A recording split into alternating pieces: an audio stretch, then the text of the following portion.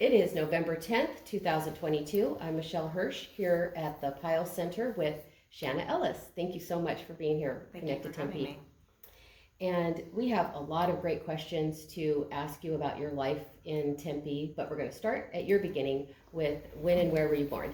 I was born on November 17th, so next week's my birthday, 1970 at Mesa Southside Hospital in downtown Mesa. It's no longer there. They moved it over, now it's Banner Desert.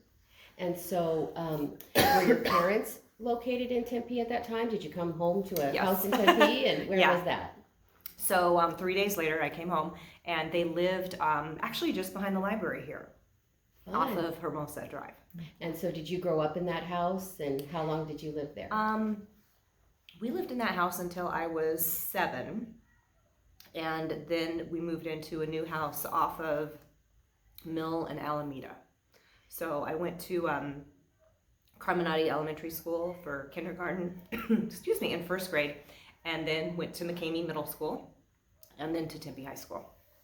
So it's always fun to ask what you were involved in elementary or middle or high school, but being a graduate of Tempe High, we always hear once a Buffalo, always a Buffalo. Yep. We had a little reunion every year. Actually, it was a big reunion. It was just a few weeks ago, and there were hundreds of us there. So,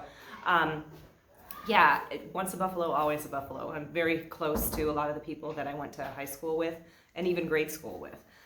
It's really fun. A lot of them still live in this, same vicinity, and we bump into each other all the time and make plans to get together. My kids will be horrified, but they already know this. So in high school, I was on the tennis team, and I was also in the marching band.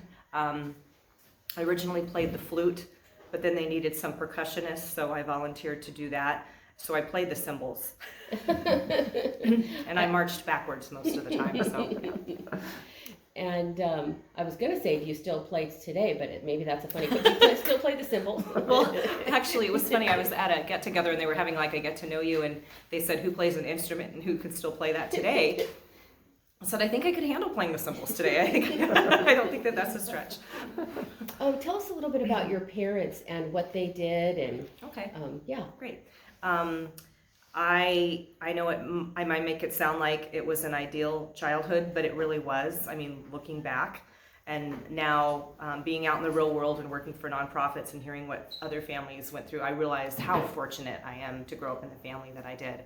So I'll start off by saying, and my whole life people have reminded me this, that I was an accident. My brother was 15, my sister was 13 when I came into this world. My parents were in their 40s, and back then that was not trendy to have a baby in your 40s. It was, as my sister says now, it was just downright embarrassing. She wouldn't tell my parents when there were any activities. She went to Marcos at school because she didn't want my pregnant mom to show up. But my mom was a stay-at-home mom. My brother had a learning disability, and so she really thought that was her mission. Was to help him through school and get jobs and that type of thing. She had definitely her circle of neighborhood friends. She loved to play bridge. She was active in her Panhellenic group. She would substitute teach. She had a degree from ASU in education. And she and my dad, they ended up being married for 63 years until they both passed away. So it was an amazing childhood. What was your mom's name? Frankie Joe. Yeah, my dad's name is Bob. So I never saw them fight the whole time they were married. They'd get in silly disagreements like, what to watch on TV, but they were never unkind to each other. And so, I mean, it was just, and so that's how I think relationships with people should be. You should always treat each other with kindness. My dad worked at ASU for over 40 years. He started as the first general manager of Channel 8. He had really funny stories about when when they would go to lunch, they literally would flip a switch and go to lunch and turn off the station and then come back and turn it back on. That is funny. And wow. KAET stood for, it was Educational Arizona Television, so that was the KAET where it came from. He worked there until I think the early 80s, and then he got a promotion and worked in the president's office in university relations. and he helped coordinate special events for ASU. So he coordinated the first Rose Bowl. I have so much Rose Bowl paraphernalia at my house, but this was one of the coasters that they gave us. So exciting. So we got to go to the Rose Bowl in January 1st, 1987. That was a lot of fun. But he also coordinated things like he booked U2 when they did the Rattle and Hum tour at the stadium. He would book any non-sporting events at the activity center and that type of thing. So, and he also went back and lobbied in Washington, D.C., but he loved working at ASU. He just, I mean, that was one of the reasons we moved when I was 6, because he wanted to get close enough to ride his bike to and from campus every day. And he literally would ride his bike home, and my mom would have a peanut butter and jelly sandwich there, and a banana and chips and 2 cookies every day. So yeah, so it was fun. I remember when I was little seeing my dad, come home for lunch every day, and dinner was on the table at 5:30. Very well balanced dinner with your meat and your potatoes and your homemade pie or cake, and just, I mean, it was, I don't know how I could live up to that. When you were little, could you go to the station and see how Yes. they did the shows? And Yeah, and there is some footage out there of me when they would put me on the pledge drives when I was little, and I would talk about how I would watch Sesame Street and Mr. Rogers. And then later in life, sometimes if some of the volunteer groups didn't show up, I would round up my friends and we'd go down and answer phones. So, but interesting. when I was in preschool, I attended the preschool on campus there, and so then they would walk me over to my dad, and it was just right across the little hallway there to him. And we would go down there on weekends and in the evenings when he needed to catch up on work, and it was so fun to grow up in a TV station. It was just really a lot of fun. Now, I don't want to skip too far ahead. I know you work for ASU now, but we won't skip that far ahead. But it might be interesting to ask, what are some changes at ASU that you have noticed over the years, or things that used to be there that aren't there anymore that you miss, or and I know you went there for your bachelor's Yes. degree and your master's degree. Correct. So tell us a little bit about that too. Yeah, okay. Well, one fun thing is everyone used to skate on campus. I remember there were all these roller places you could rent skates and ride around. That was a lot of fun. We would always do that on evenings and weekends. A lot of because it's grown so much, the colleges have grown that they've expanded to other campuses. So things like Channel 8 that used to be on the Tempe campus, are now on the downtown campus. Nursing has moved down there. A lot of them have moved, but a lot of the old buildings are still the same. And in fact, a lot of them look better. Places like Old Main look so much better. They've renovated it and put a lot of money into it. And the dorm that I used to live in has been raised, and now it's a different dorm, a much nicer looking dorm. But they redid Manzanita next door, and that looks great now. So, I feel the same way about Tempe, is that there needs to be progress. Things need to grow, things need to change, but there's still those pieces of nostalgia there that can, get people that grew up here. So I do appreciate that when I walk through the campus, seeing those things, because I did spend a lot of time there. So I went to ASU, got my bachelor's in computer information systems. The Tempe Diablos financed my college education. I got a little bit of a discount because my dad worked there, but I was able to live at the dorms the first year. They felt that was really important for me to live on campus and kind of meet a new group of friends and not just hang out with the high school friends. Although I confess, I did still hang out with the high school friends. A lot of them went to school with me. But when my son ended up going to ASU, I had the same philosophy, and I had him live on campus for the first year. And then I ended up getting my master's degree in public administration. I thought I had wanted to go into the science world, and my first job in high school was to work at an organization called Tempe Community Council, which served as the human service department for the city of Tempe before they had a human service department. And I learned so much there that I ended up working there for 20 years, and I then was offered a full-time job when I came out of college, and if I would stay. And so that's why I decided to change my major to public administration, because it was more in the lines of what I was currently working. And my parents, neither of them, no one in their family had college degrees. Both of them ended up with their bachelor's and their master's. And so it was just expected that I would not only get my bachelor's, but my master's. It was just like, that was just what was expected. So I didn't really think twice about it and went right into the master's degree. I have no regrets about that. Wishing education, no regrets. Yeah, and you mentioned having a couple children. How Yes. about if you tell us a little bit about your children? Okay. Yeah, my son, Cade, short for cadence, drum cadence. He's 28 right now. He still lives in Tempe, not too far from here. He lives off of Riviera. And he went to ASU and got a bachelor's in interdisciplinary studies. He changed his major a few times, but he graduated. He made a lot of lifelong friends there.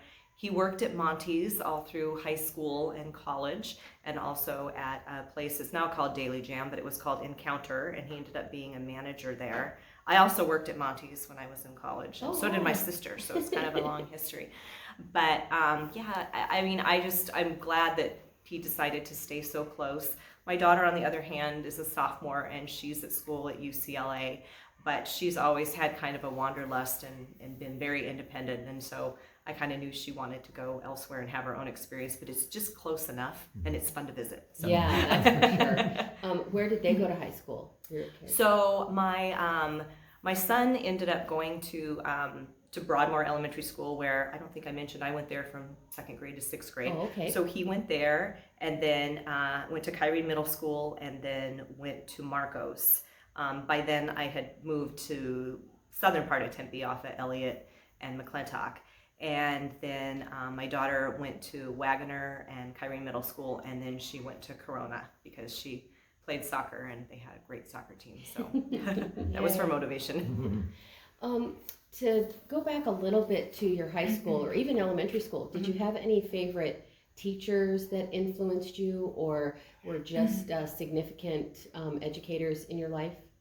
Yeah, so I had a 4th grade teacher, and his name was Wayne Taysom, and it was the first male teacher I'd had, so that was really different in itself.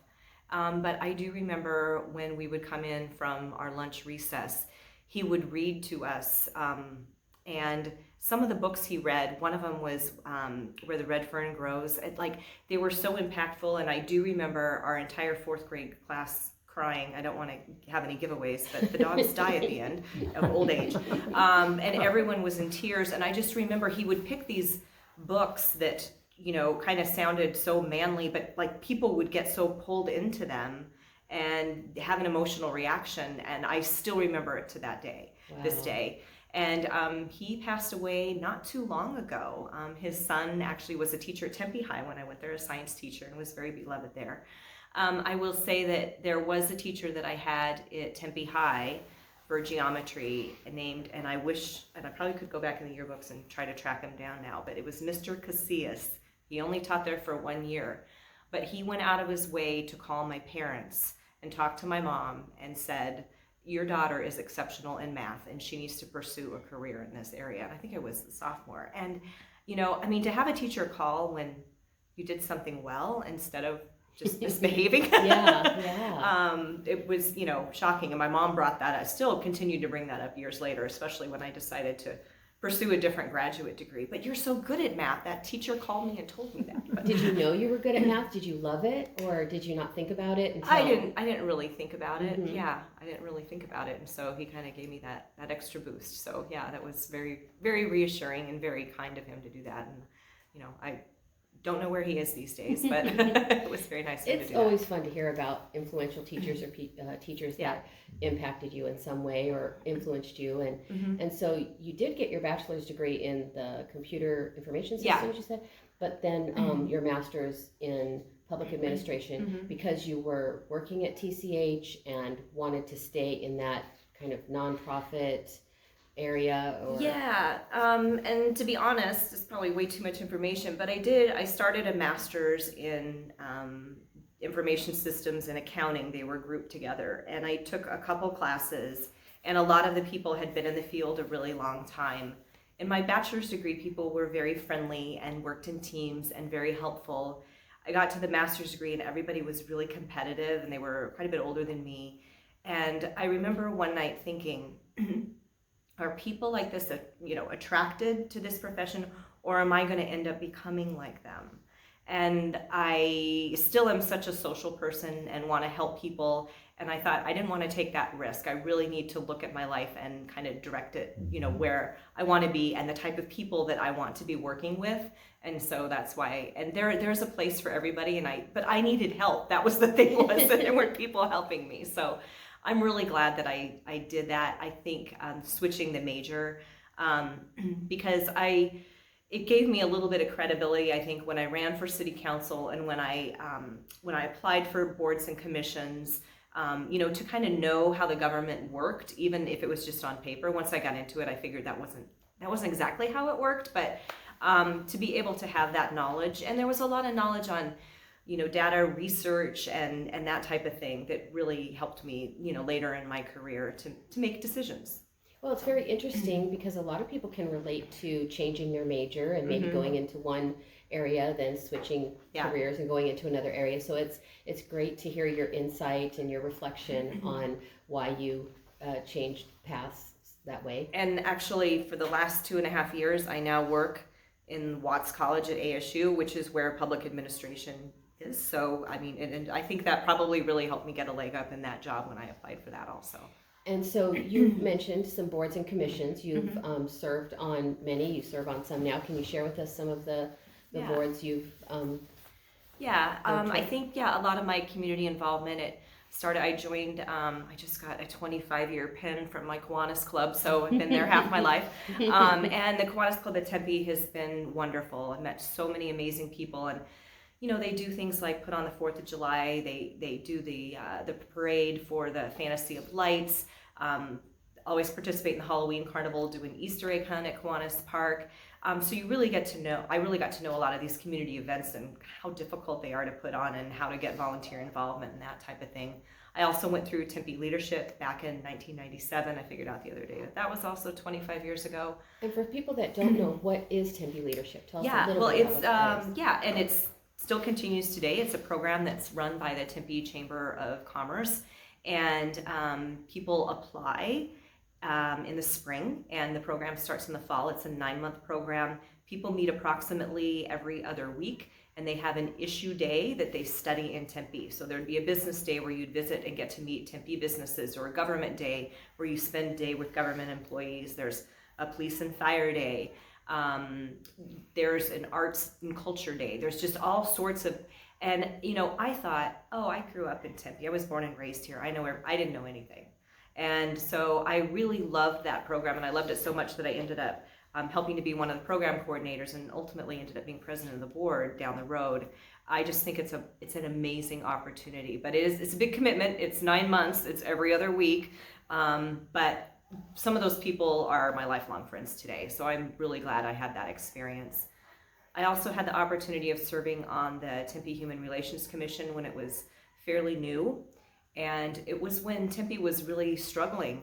There were many instances that went on in the Public Works Department at that time of discrimination and bullying and all sorts of things that just broke my heart and that should not have happened in the Tempe that I grew up in.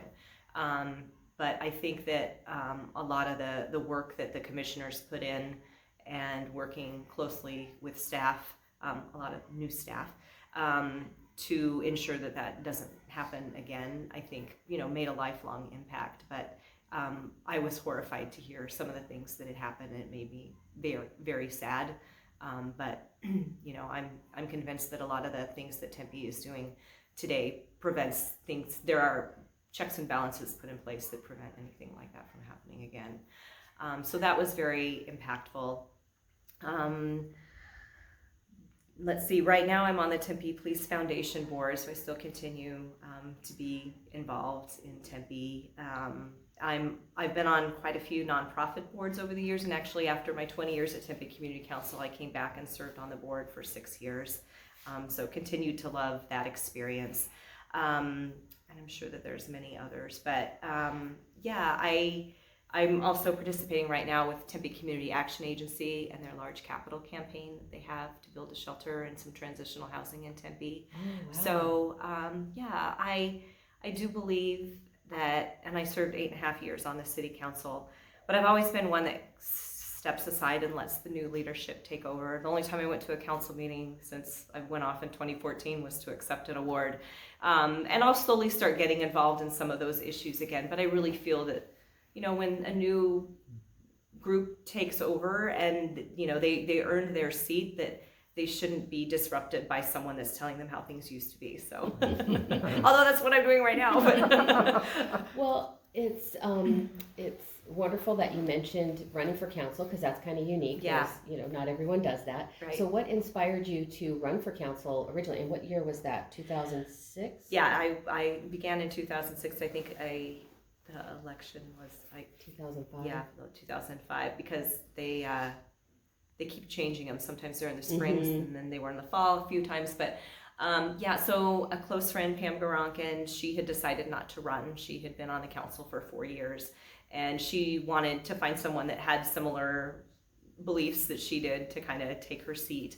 I had never worked on a campaign.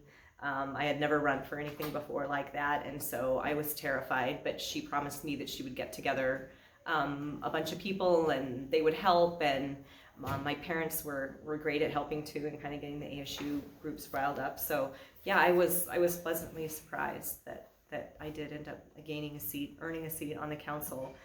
But it was really hard work, and I think right now it looks even different, and it's even more difficult. You have to raise more money. You have to spend a lot more time. I think I started my campaign in October for a March election, and now they start a year ahead of time. That's a huge commitment, I wouldn't trade it for anything in the world, but I also wouldn't want to go back. So I have my life back, so I have some free time.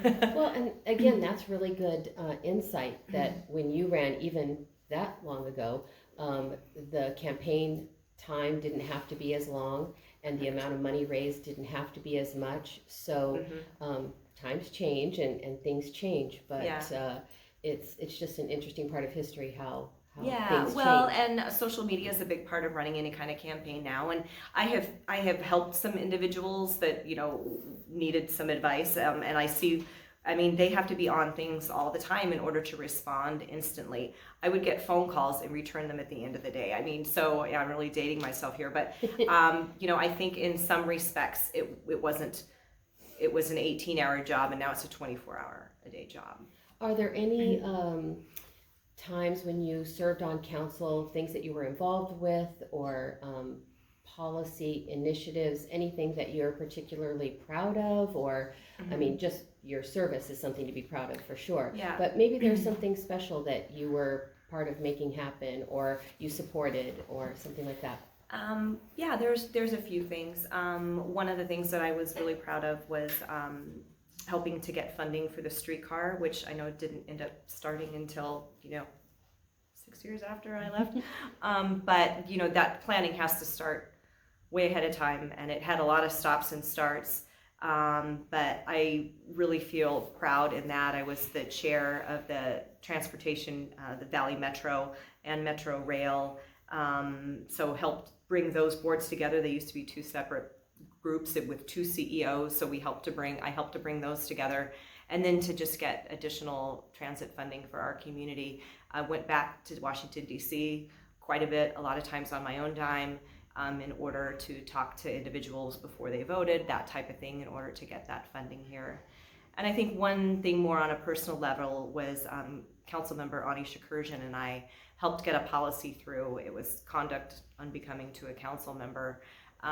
There were, definite rules in place in the HR department at the city of Tempe for employees, but there wasn't anything about the conduct of council members. And we just saw some potential for some things to go really wrong without having a check and balance in place, and we felt like we needed to also hold ourselves accountable and to a very high standard. So we did get that through. It was a unanimous vote, and I know that we have had people point to that over the last few years, and so I'm really glad that policy was in place. Oh, excellent. In 2016, you were recognized with the Don Carlos Humanitarian Award. That is quite a prestigious recognition everywhere, but especially in Tempe. Yeah. I made some notes just because I was actually at that awards and saw you speak and saw people speak about you, and Mayor Woods, who wasn't mayor at the time, but Mayor Corey Woods spoke about your significant contributions to transportation in Tempe, and some of us take all of that for granted, that the transit runs, and or we just drive our cars and don't think about the people that depend on transit for getting to work and school. Right. And so it is very significant, as well as all of your work in nonprofits. And I did make a note that Ani Shakurjan in the video about your Don Carlos Award said you're a gem, and we heard that over and over again. And I know it can be embarrassing when people talk about you, but it was really inspiring to hear, how you have helped Tempe teen moms or teen parents, and all of your advocacy for the disabled and human services. So, were you surprised? Maybe that's the wrong question. Surprised to get that? How did you feel being awarded that? That's a wonderful recognition. Yeah, and I will say that has been the biggest honor of my life. And the fact that my dad and my children were the ones to introduce me, that was great. I didn't even know that I'd been nominated, but I think part of it was so impactful to me because I, working at Tempe Community Council for 20 years, being the lead on putting on that event, taking the applications, reading all of them, having a committee decide, taking it to the board to vote on, calling the individuals. Like, I was involved in every step for probably 15 years. And even after that, I nominated quite a few people that ended up getting an award. And I introduced a few people. I introduced Carrie Featherston one year. And so the fact that I was nominated, I just couldn't believe it. And quite honestly, I thought, wow, that's for people much older than me, right? I haven't done enough yet. No, it was a true honor. And especially, now that I lost my mom in 2020 and my dad in 2021, to have them there and healthy and able to see me get the award, like, the timing was perfect. So and it was before COVID, so where people couldn't go out at all. Yeah. But yeah, that award really meant a lot to me. I think just because of my personal connection to it, and I really appreciated the staff and the work that they put into it, because I know how difficult it is to put on an event like that. Yeah, that's an incredible honor, and it's based on all of your work that you have done, even though you're relatively young, I guess.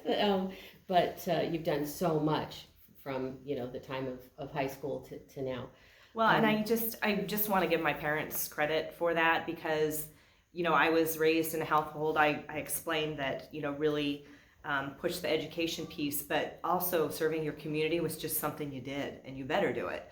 My mom and I volunteered at Tempe St. Luke's Hospital every Saturday morning, and I realize now that she probably didn't want me to go out late on Friday night, and that was probably her strategy. But my dad was on the zoo board. He helped to form the Tempe Sports Authority. He helped to form the Convention Bureau. He was on the chamber board. So he was always running off to meetings, and my mom was on many boards for individuals that are disabled. They really put their passion towards things that they cared about, and so they really instilled that, in my sister and I. And it's wonderful you give them credit, but there have been so many comments in videos and in conversations about how much you also have a passion for it and you enjoy it. And when people work with you, they're just happy to work with you. So clearly you were influenced by your parents and encouraged by your parents, but you also have that same, you're not just doing it because you have to, you're doing it because you really love all the areas that you help in. Well, and especially if I can wear a costume. Try to make everything fun, to get people there, but that's awesome. Oh my gosh, that's just fantastic. Have you been involved in any other recreational or events of late that, what you're working on now, maybe what you participate in Tempe? Yeah, well, I'm still in the Kiwanis Club. We have the Fantasia Lights parade coming up on the day after Thanksgiving, so we're the day before Thanksgiving, we're putting together a float. The day after, we're putting it in the parade and helping to get people in line and get everyone lined up. So, you know, still continue to do that. Let's see, I'm trying to think some of the other things that aren't involved in Kiwanis Club. But, you know, I still continue to, there are some people in city government and on council that, you know, continue to solicit my advice, which you know, makes me really happy. I feel like I'm still contributing. I don't give them unsolicited advice, but when they do ask, you know, so I enjoy continuing to meet with people and to learn more. Still watch council meetings on TV. I know there's one going on right now, but I was getting texts about what was going on at that meeting. But yeah, I still continue to be involved, but more on the fringe. But like when Tempe Community Action Agency wanted me to help with their capital campaign, sure, I'll help out. And I am on some larger boards for the Valley, like Solari, they do the crisis helpline. I'm on their advisory council. So I still continue to sign up for things that people ask. Yeah. And you have that experience and knowledge of the logistics and the organizing and the leadership. And so it's such a blessing that current council members can call on you, or organizations can. Well, and I was over at Threads last week organizing things. We did my Bunko group did a donation drive for them.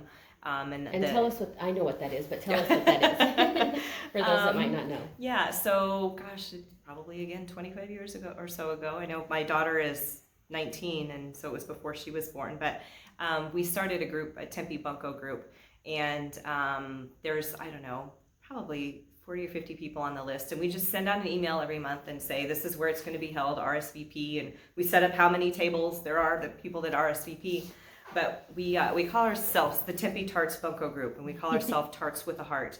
And we always have some kind of humanitarian component to when we get together, whether we were collecting little bags for and toiletries for Threads when we got together last month. We already have our Christmas one picked out. We're helping the Assistance League. We've had golf tournaments where we've raised money for various groups. So I would say over the years, I don't know, we've probably raised, I don't know, $50,000 or $60,000. You know, it's just a few thousand a year, but you know, I think people really, when they've already purchased the hoodie, that's what we did last year for Christmas, you know, and they've already bought it, and then they're like, okay, I have to show up because I have to bring this, and but the group is really fun too. But it adds purpose to having fun. So yeah. I can't really imagine you being involved in a group that isn't at least a little bit fun. So we believe you. Can you share some of the things you brought here? Okay. So I already showed the ASU one, but this was from when they filled the lake, and it says August 8th, 1997. So there used to be liquid in the bottom here, and it was, but there's a little hard hat and a construction vest, and so that was when they had a groundbreaking for the lake. And I do remember, and I couldn't find these, but I have them somewhere. There were all these booths set up all around what was going to be the town lake. And originally the Peabody Hotel was supposed to go in there, and so they are known for their ducks and their hotels. So they had all these ducks, and so I kept coming back and grabbing a different duck. One had a Palm Pilot. You know, that's how old that was. But they had different things. One was dressed like a little witch. Anyway, so that was a lot of fun. This was a book that my dad always had on his table at ASU, and now that I work at ASU, I have it. And it was from 1960, and it's about the history of ASU. And when my dad worked there, he had a chance to meet Frank Lloyd Wright when he was designing Gamage, although Frank Lloyd Wright never got to see it built because he passed away. But a lot of the really influential people, he knew Grady Gamage really well. He worked for him. So it's fun to have that on my desk. And then this is really fun. A lot of people might not know this, but Tempe used to have an amusement park. It's called Legend City. A friend of mine had this framed for me a few years ago for my birthday. It closed the weekend before I started 8th grade at McCamey, and so it was packed that weekend, and it was really hot, but we had a lot of fun. We went on the log ride a lot. So now that is the SRP offices. So. That's right. Yeah. Oh, well, and it's actually really fun that you were able to go to Legend City. Some people have heard about it, some people haven't heard about it, but not everybody got to go. Oh yeah, so we would go a lot, and it was funny that it was open all summer long because it was really hot. But But there were other fun things to do in the summer, like go to Big Surf, which I know now is closing. And it's fun to share, to ask people to share about the things that used to be in Tempe that are gone, or what you enjoyed, whether it's places like Big Surf or Legend City, or restaurants or entertainment, of some kind. Did you have favorite restaurants you either went to in high school or college that are gone now, or places that you went that, or maybe that are still there? Well, it's kind of funny because growing up, on special occasions, we'd go out to eat. With our family, it's the opposite. It's a special occasion, I'll make food at home. Otherwise, we go out to eat. So it's kind of the opposite. But so we would go to Riazzi's was by far the favorite place. And we would go to it when it was located in Phoenix. And when it moved, like diagonally from where we lived, we thought that was just the best thing on earth. So we were over at Riazzi's for every special occasion. So that was around Mill and Alameda. Yeah. I lived diagonally and from it was there. Italian food, so delicious. Yes, and also Monty's. A lot of times either my son was working on a holiday or I was working, so kind of the family would go there if one of us was working, and they would always fit us in. So that was a lot of fun.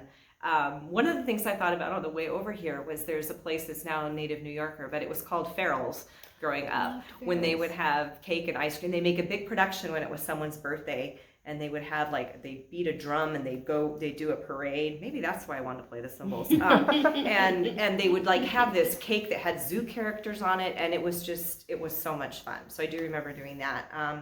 But yeah, in addition to Big Surf, next to it was Roller World.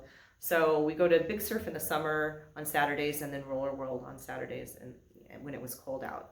Was Roller World right next door or right yes, nearby? So then the ice rink was right there. So all three of those were right there. No good at ice skating, so didn't go there. But I remember I would go, my next door neighbor, Shelly, we would go in the back of her dad's truck and she'd just drive us down there. You didn't think anything of it. And that was back when the Mill Avenue Bridge, going northbound, you went through the river bottom, and southbound you went on the bridge. And then when they'd release water and the bottom would get rinsed, would go down the river, then they would turn the top into both ways and traffic would get backed up. And my dad's 50th birthday weekend, which now I'm like, oh my gosh, now I'm older than that. But I was 7, and we just moved into our house, and my mom had this big surprise party, and everybody came over to our house. So that was in 1979. Everybody got stuck at our house because there was torrential rain. The water was released. A lot of the bridges got knocked out, and people that lived in Phoenix couldn't get home. So we had people at our house for a couple days. It was quite the birthday party. Birthday turned into summer party. But yeah, there were a lot of the fun restaurants that I remember going to. And, I do this to this day, but I didn't realize that my parents did this, until I really thought about it. But just to visit the locally owned places when we would have a special occasion was really important to them. Not necessarily that they would know the owner, but that they would know that their money was going into, Tempe residents' pockets that were working really, really hard. Not people at chains don't, but that was really important to them to be able to spend their money locally. And I know a lot of people have that philosophy these days, but I don't think back in the 70s and 80s people really paid that attention to it. People were really excited if an Olive Garden came by. My parents were not excited about that. So, but one of my favorite restaurants to this day that I've been going to for now probably 20 years is Vincentorio's in South Tempe, and you go in there and you know everybody there. I was there on Monday and ran into Mark Mitchell. I mean, that's just what happens at these locally owned restaurants. And so, and I think they have the best cream of mushroom soup anywhere. So well, and there are places like Riazzi's and Monty's. I do get nostalgic. They're no longer there, but both of those owners, they made the choice to sell. It's not that they were going broke; they were going under. They made the choice to do that. And people work so hard in restaurants. If they want to retire, they deserve that. So even though, they shouldn't stay working just for me, but, I do miss them, but I totally understand. And I'm glad that there's other Tempe businesses that have kind of jumped in to supplant that. So. And so there has been a lot of changes over the years in Tempe because you've been here so long. Are there places now that you frequent or that you like, or whether it's restaurants or places to go for entertainment or parks, or what are some things about Tempe that you enjoy now that even if they're different than when you were Well, little? definitely the Tempe Town Lake. I mean, yeah, can't say enough about that. And I think that, I lived in downtown Tempe for over 10 years and was very happy with the progress. You used to not be able to go all the way around the lake. And so I think that, that open space is so important. I've got to give former Mayor Neil Giuliano a lot of credit for taking that vision and getting everybody's buy-in and making it happen, because it is amazing now. And for a while there was nothing around there. I was there in the middle of the night when the dam suddenly popped, and I remember I was looking at Corey Woods and Mayor Hallman at the time, and we were saying, we're never going to be able to refill this. Like, people, they think that it's so expensive, and that's all we did was get complaints.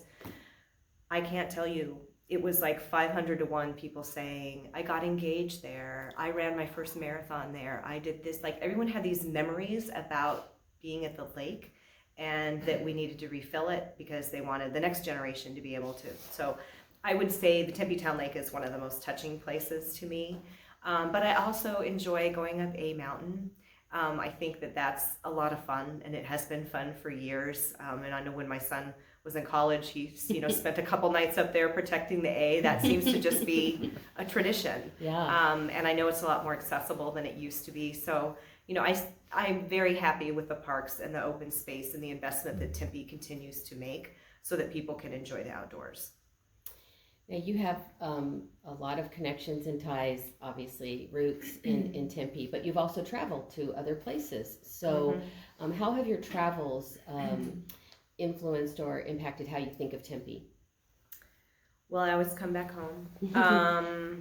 And I will say, yeah, I have visited a lot of places, but there's no place like home. I think just the community, you can't replace that. Running into people, it takes so long to get that established anywhere. Of course, the weather, we've all learned to put up with it. It doesn't bother me. But, it's other weathers and other climates, not so much. I've had many friends that have moved away, a lot that have come back, and most of the other ones wish they had stayed here. So I think that is really telling. I don't think this is a place that people are really looking to escape. They really want to stay here. And so, I have a lot of things on my list, a lot of places that I want to travel, but I don't have any place on my list that I want to move to. So, oh, that's wonderful. How would you like your friends and family to think of you, remember you? Well, I just think as someone that really cared about their community and put roots down here, and had an impact and really took other people's opinions, thoughts, dreams to heart while making those decisions. And I really feel that I have done that. And I know when I first started running for council, the topics that people told me to run on were like economic development and and then when I started talking to people, I realized, oh, we need to do something about affordable housing. We need to do something about homelessness. Those weren't popular things to run on. Now I think they are, but they weren't back then. But people understood, it resonated. I mean, I changed my whole course of the campaign based on that, and I feel like I made a lot of difference in those areas with the promises. And you're doing some work in that area right now. Do you want to share a little bit Sure. about that? Yeah, I work for the ASU Action Nexus on housing and homelessness, so helps connect ASU resources with community resources. So ASU is large, it's a very large bureaucracy, and growing up in the community and working mainly for community organizations, now I'm trying to figure out the ASU piece, and I think I've done a pretty good job. But we have interns that we place at nonprofit organizations. We have faculty that's doing research. We help out classes that are looking to do projects or clubs that are looking to make donations. But we also help bring community members together that maybe haven't talked to each other, and they're more competing with each other than working together. So, and coming up with some creative, especially in the affordable housing arena, some creative options for individuals to get housed. Wow, that's terrific. Yeah.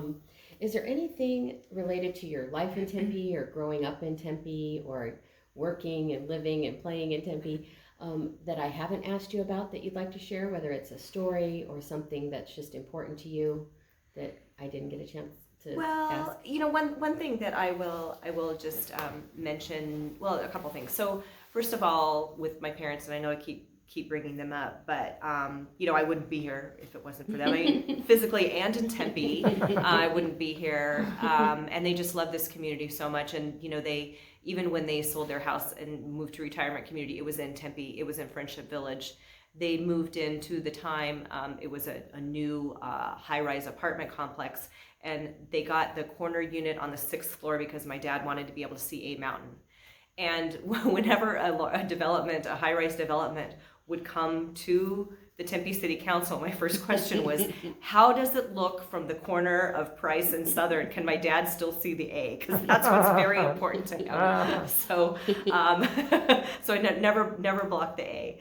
But it just, Tempe was so important to them, and then it just, ultimately became, so important to me. So, that was, I felt like the city also took care of them in addition to them taking care of the city, and hopefully I've been able to do that. One of the funniest things had to do with Friendship Village, and it was early when I was on the council, but they applied for their first liquor license, which they've come a long way. Now they're building a brewery on site, so they've come a long way. But there were a lot of people that were protests from Friendship Village that were protesting the liquor license. And they came to council, and they were pretty vocal, and a lot of them took medicine that would interfere with alcohol, and they had all these reasons. But I had been there, I had talked to a ton of people. I knew a majority of the people wanted it. It was kind of a lesson to me, because I found that if people were in support of something, you really usually didn't hear from them. You only heard from people that were protesting. Yeah. But I guess that they were watching it on the closed circuit TV. There was a group of them at Friendship Village, and when we passed it, like, everyone cheered, and they, it was like a big party over there. So, I thought that was a really funny thing, and that they've really come a long way. But one of their fears was that all these ASU kids were going to come onto their property and go to their bar. And I remember asking, well, what are the hours of the bar? And they said 4 to 8. And I said, oh, you think college kids are going to come at 8 o'clock? I'm like, I think you're going to be fine. If there's any complaints, please let us know. But it was fun to have my parents there and to be able to work with those groups. But I know that was one of my early experiences of protests, and it was a pretty light protest. It helped me later when people were protesting more things. And we can't quite see your pin, but did somebody give that to you, or it's beautiful? So actually, Tempe Sister Cities at Hackett House, they used to sell these pins. I don't know if they still have them, but I ended up, there was a council member a long time ago that had one, and I asked her where she got it, and so I went down and got one, and I have it in my jewelry box and wear it for special occasions. And it's perfect. Great that you wore it tonight, because it's a great representation. Well, this is the time where we usually like to ask if anybody else has any questions. Great. So, this is Dwayne Rowan posing this question. So first of all, thank you so much for all your service. It's really inspiring to listen to you. Thank you. Oh my word. That's been one of the things of so many of these interviews. We're so inspired to hear the stories. But given what we've heard from you, what life was like with your parents when you were young, it's not a surprise at all that you've had the public service life that you've had. But if you had the opportunity, and I'm sure you do have these opportunities for a young person who hasn't thought about public service, what do you tell them to get them interested in the ways that you became interested? That's a good question. Well, I would first say to get to know your community. I've worked with a lot of people over the years that want to run for office just for the sake of running for office. And I don't think that gets you too far in Tempe, because people have such deep roots and they've been here for generations. But people do understand that new people move here. And one of the things I tell people is the first time I ran for council, Corey Woods came in 4th. And he ended up, running again and winning, and now he's our mayor. He figured out he needed to get a little more involved and a little more invested and get to know a few more people. And of course, now everyone loves him, but they didn't know him back then. So you really need to get to know your community. Join a board and commission, talk to current elected officials. Really get to know your group, and whatever that is. Tempe is very welcoming to new people, I will say. I have some friends that have moved back east, and some places aren't so welcoming, but I think Tempe is it's a great place for people to get really involved in the community. It's very easy to do so. And how about the why question? Why should they become involved? I think that nationwide and maybe worldwide, I'm not sure, but people are less community minded, I've noticed as I'm growing up. People don't know who lives next door to them. They go home and they shut their garage and they have their 6-foot fences. And, when I grew up, people played in the yard. You came home when the street lights came on. I know people can't do that, but there are other ways to get to know your community. And it actually makes it so much safer, and it makes people feel more vested.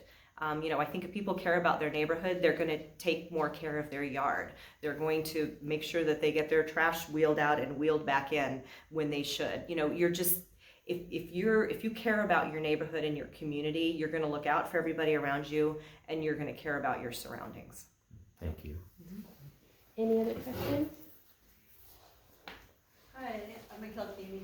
I missed the beginning, so maybe you covered this, but was Ellis your maiden name? Or Okay, so what was your dad's name, your parents' names then? My dad's name was Bob Ellis or Robert Ellis, and my mom was Frankie Jo Ellis. And although I'm married, I'm in last of the Ellises, so I decided to keep the name. My dad only had a sister, so the family name doesn't carry on. And I know it's a very common name, but it was always very special to my dad. And my sister, whose last name is Murphy, she named her first son Ellis, so his name's Ellis Murphy. Okay. So we still have the name going, but it's just a What did person. your children do? Huh? Did your children have the same last name? No, they don't. They have their dad's last name, but we try to preserve it. I probably should have made it a middle name somewhere, but. Yeah. And then, did you work for TCH for a while?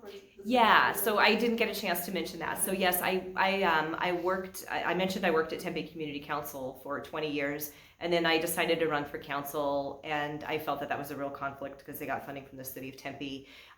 So towards the end of my council term, I did start working for TCH. I had a brother with a disability, and I say had because he passed away in 2018. But so I saw my parents, especially my mom's lifelong struggle with trying to get him into a group home and trying to get him some kind of employment. And so when this job became available, I thought it kind of merged, my nonprofit background with the passion that I really had. And so I worked there for almost 5 years as their CEO. One of the most amazing opportunities of my entire life. But my mom was involved in a really bad car accident, and she ended up being in a skilled nursing home with my dad taking care of her. And I needed to get their affairs in order, and I knew that was going to take a long time. And it was a 24-hour-a-day job. And I also had a daughter in high school that was a traveling soccer player, and I just couldn't juggle enough. And I knew that I would never get that time back with my parents. And so it was the right decision, although I was very sad to leave. Can you tell people who don't know what Yeah, TCH is? so it's the Centers for Rehabilitation, and it's located off of Guadalupe and Kyrene in Tempe. They have programs. They have a large day program. They have various group homes throughout the community, and also a large employment aspect of it. Some people working in a social enterprise document shredding facility on site, and others have contracts with community businesses and large contracts with the military. Military contracts at the Yuma Air Station, at Davis-Monthan Air Base, down in Sierra Vista, and then at Luke. So hundreds of individuals with disabilities employed through these contracts. And so, it was an organization that was started a very long time ago by a gentleman named Dave Cuddy. My sister worked there in the 80s. She actually got married. She had a reception there when she got married because she met her husband there. It's been an organization that I've been involved with for many years. I also won the costume contest about 15 years ago. So, a wonderful organization. So thank you for asking, because I didn't get a chance to add that. What was your costume? I was dressed as the lamp from the Christmas Story. Oh, So that's a it good had one. big, Wow. so it was pretty funny. Well, I mean, on behalf of the community and the city and everyone here, thank you so much for not only being here and sharing your story, but all you have done to impact Thank you. the city of Tempe, the residents, and just thank you for sharing your life stories here in Tempe. Yeah. We appreciate it. Can I just add one Yeah, thing? Because I absolutely. mentioned my kids, but I didn't mention my husband Todd. So he's amazing, and he's a Tippy Diablo. He gives a lot back to the community. So he's helping model that, Oh, for everybody fantastic. too. So I do want to give him a lot of credit for supporting me and letting me do all these amazing things. So. Awesome. Oh, it's good to have somebody that supports your Yeah. work, and in addition to having everyone that appreciates it, to have somebody at home that Yeah. supports you as well. So thank you again, Shanna. We Yes. appreciate it so much. Thank Yeah, you. Thank you.